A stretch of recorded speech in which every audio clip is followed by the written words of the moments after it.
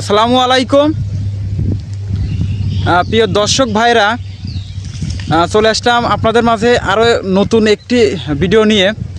আর এই ভিডিওতে আমি আপনাদেরকে এই মুহূর্তে আমাদের পাবনা জেলার আমার নিজ গ্রামের একটি দৃশ্য আপনাদেরকে দেখাবো বা আপনাদের সামনে তুলে ধরবো।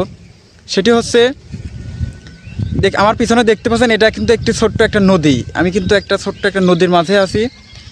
আর এই নদীতে বর্তমানে আপনারা কিন্তু দেখতে পাচ্ছেন এখানে কোনো এক বিন্দু পরিমাণ কিন্তু পানি নেই।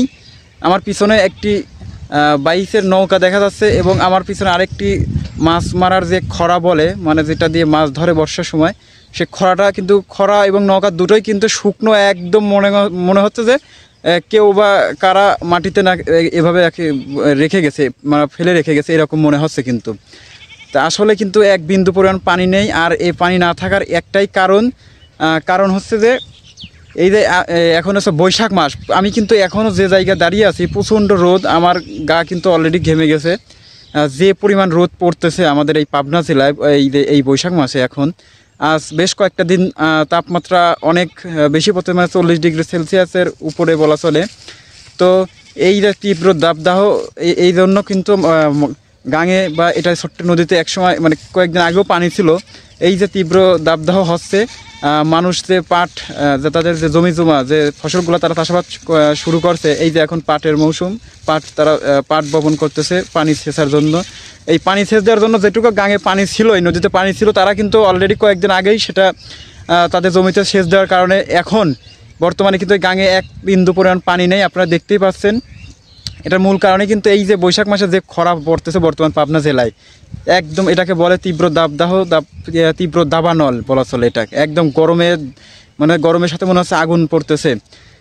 তো এরই মাঝে আমি আবার আপনাদেরকে এর ঠিক বিপরীত একটা আপনাদের দৃশ্য দেখাবো। ঠিক বিপরীত দৃশ্য, সেখানে মনে করেন আমরা যে এরকম আসলে কোথাও গেলে বা খাবার পানি যেরকম বোতলজাত করা থাকে, যেটা আমরা কিনে খাই খাবার পানি, কিন্তু ঠিক সেইভাবে এইখানে কিন্তু খাবার পানি নয় দর্শকরা। এইখানে কিন্তু আমাদের এই পাবনা জেলায়, বিশেষ করে আমাদের এই গ্রামে খাবার পানি না, তারা খাবার পানির পরিবর্তে তারা জমিতে বা ফসলের মাঠে যে পানি আসলে তারা যে সেচ দেয়, জমি ফসলে ফলানোর জন্য যে সেচ দেয়, তারা সেই সেচ কাজে যে পানি ব্যবহার করে বন্ধুরা, দর্শকরা, সেই পানি কিন্তু তারা অলরেডি টাকা দিয়ে কিনে তারপর আবার সেটা সেলো মেশিন দিয়ে তাদের জমিতে দিচ্ছে। তাদের দেখুন, আসলে যেখানে আমরা খাবার পানি কিনে খাই বন্ধুরা, সেখানে কিন্তু তারা ফসলের জমি সেচার জন্য সেই পানিটা কিন্তু তারা টাকা দিয়ে কিনে তারপর তাদের জমিতে দিচ্ছে। তো এটাই আমি আপনাদেরকে আজকে দেখানোর জন্য এই ভিডিওটি আসলে করা।